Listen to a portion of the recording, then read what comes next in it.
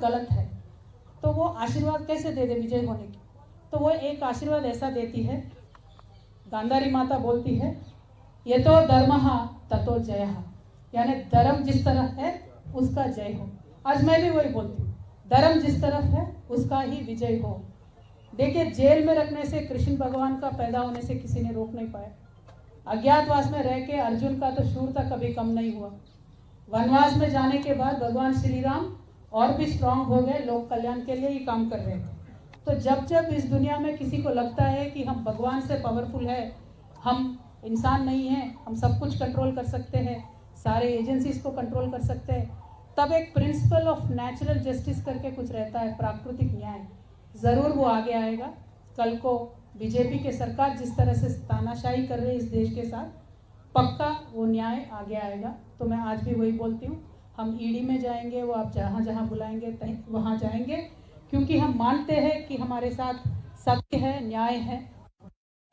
तो ये तो धर्मः ततो जयः, हमारे साथ भगवान है।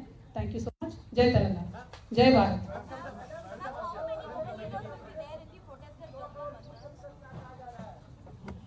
देखिए, पूरे देश से 29 स्टेट्स में जितने भी ऑर्गेनाइजेशंस हैं, हमने उन सबको वुमेन रिजर्वेशन पे भी फाइट किए, उन सबको बुलाया है।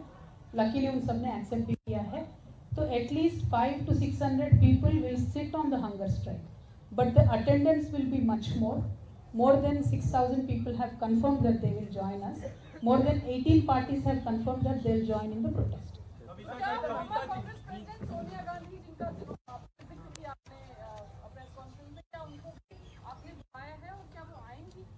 मैम, सोनिया जी बहुत बड़े लीडर है, मैं तो छोटी MLC हूँ, first time MP, second time MLC। Bharat Jagruthi जो हमारा NGO है, उसके तरफ से जो हम एजिटेशन ये कर रहे हैं महिला आरक्षण के लिए, हमने सारे पार्टीज से रिक्वेस्ट किया है कि आप अपने रिप्रेजेंटेटिव भेज दीजिए। हमने मल्लिकार्जुन खड़गे सर से, KC वेणुगोपाल सर से हमने रिक्वेस्ट किया है। तो कांग्रेस से वो अपने जो भी रिप्रेजेंटेटिव भेजेंगे वो आएंगे, मुझे नहीं पता कौन आएंगे। क्या आप अभिषेक और अरुण पिल्लई को जानती हैं, क्योंकि ईडी शायद ईडी को लेकर के आपसे सवाल करने वाली है, उनसे आमना सामना होगा। आपको ईडी का बहुत जानकारी है भाई, अंदर से कोई इन्फॉर्मेशन आ रहा है क्या? ईडी जो भी पूछेगी हम उनका जवाब दे देंगे, आप टेंशन मत लीजिए। कविता जी, आप महिला आरक्षण के बहाने तमाम पार्टियों को जुटा रही हैं। कांग्रेस कहती है कि BRS की टीम है, आपको टीम कहती है आपकी पार्टी को, और आप बीजेपी पर हमला करते हैं। थोड़ा सा क्लियर कर दीजिए, क्या है सच्चाई? देखिए, एक तो बात यह है कि जब भी कोई आवाज़ उठाता है किसी सत्ता पक्ष के खिलाफ, तो पहले बाकी पक्ष लोगों को लगता है कि आवाज़ उठाने का हक सिर्फ हमें है, बाकियों को करना चाहिए।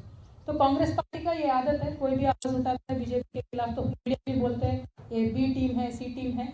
लेकिन आज कांग्रेस की हालत अगर आप देखेंगे तो पूरे देश में सिर्फ और सिर्फ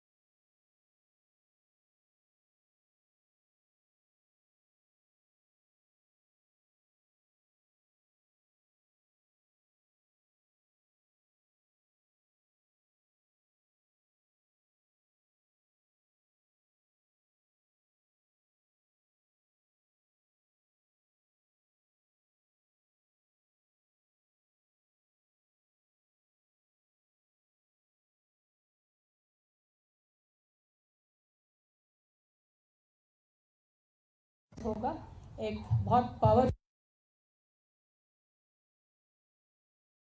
पॉलिटिकल एक पार्टी इस देश में बनेगी। BRS will work for the nation and we will emerge very strong. BJP का आरोप है कि दिल्ली की receiving end of agencies almost all the opposite parties now most like कियास like people say that the initiative taken by BRS TMC and SP seems to be like a third front that will go against the interest of the opposition party. Will your party take an initiative to bring all the opposition parties, especially in the wake of attack onslaught by the central agencies against like-minded the regional forces. So what do you think? Should all the opposition parties come together against the federal agencies? Brother, we've been taking the initiative for a long time. It's not now. Honorable Chief Minister and our leader of Bharatiya Rashtra Samiti, KCR Garu, has taken the initiative, and we've held multiple meetings with stakeholders of various parties in this country, and we've declared it openly that we will work with all like-minded parties. Idea and ideology is simple. Bharatiya Janata Party in today's form and shape is hurting the country, not working for the development of the country. They're spoiling the ecosystem of this country and the secular fabric of this country. So certainly we will work to unseat them from power, and we will work with every party which is like-minded. We will work with every party which is like-minded. The silence of your father and your brother. About what? See, why should my father and brother speak about such silly issues? Now, the entire party, in fact, my brother and Honorable Minister just held a press conference today. But that apart, entire party, 15-16 MLAs, leaders, small leaders, big leaders, everybody has been targeted. And that has been the attitude of the BJP party, unfortunately, in every state. So if we speak about it and make a big issue out of it, tomorrow, my dear friends in the press, they'll write कि ये डर गए, ये बात कर रहे हैं सिर्फ ईडी के बारे में. But I really want to request through you to the people. See, today we put up a protest for Mahila bill. They'll call me to ED. So every paper is writing only about Kavita attending ED, but not Kavita doing dharna for a women bill. So tomorrow they'll increase the price of the cylinder, but then they'll call some other leader to ED. So cylinder hike price will not be there, issue will not be there. Some other leader going to the ED will be there. Some Adani issue comes, they'll call some other neta to ED. So the diversion tactics of Bharatiya Janata Party is what needs to be exposed today by all the political parties, and that is what today TRS is trying to do. See, I could have attended ED today and I could have cancelled the dharna tomorrow. Why am I not doing that? Because I want to prove a point that your diversion tactics will not work anymore. We will make sure that people will know about the issues, understand about the issues, and important issues of the country need to be highlighted. So we will work for that. That is our fight.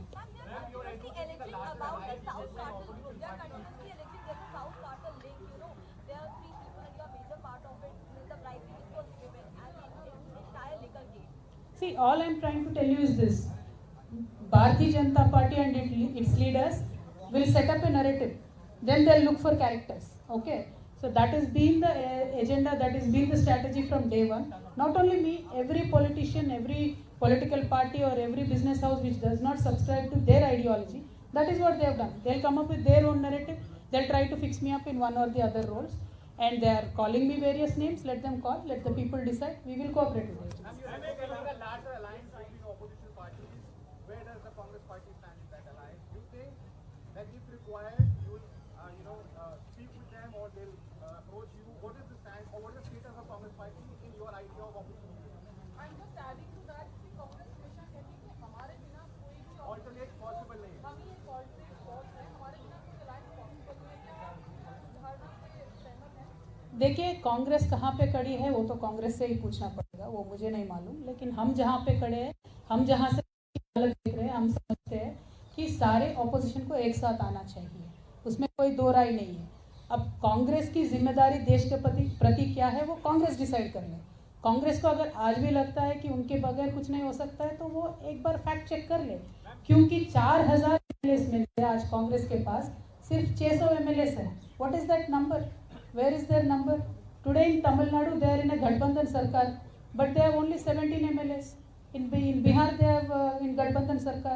How many MLAs do they have? In Bengal मुश्किल से अभी by election में entry हुआ है, एक MLA है कांग्रेस का. See, the point is for me to not gun down the opposition. Point is we should get united. But then who should make that effort? Why should the burden be only on the other parties? Why should the burden be only on BRS? Yes, BRS's stated stand is that we will work for it.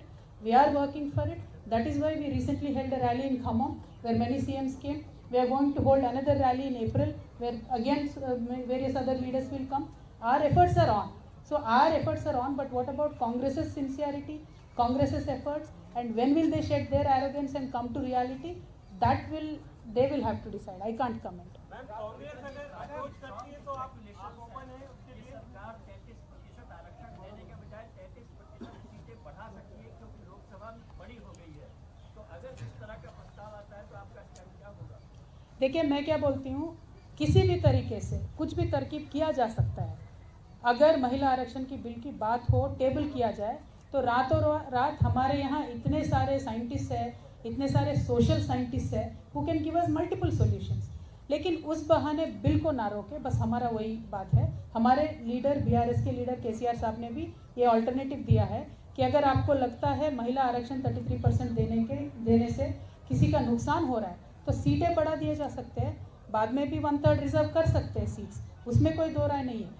There are multiple issues like quota within quota, some parties have that objection, we do not have objection for that. In fact we are saying OBC का जनगणना होना चाहिए, OBC का reservation हर एक उनको हक से मिलनी चाहिए। और इस देश का ऐसा हालत है सर कि कभी भी 150 ईयर्स में सेंसस नहीं रुका था, लेकिन मोदी सरकार आने के बाद आज तक नॉर्मल जनगणना भी नहीं हुआ, ओबीसी का छोड़िए। There is no census in this country done from last 10 years।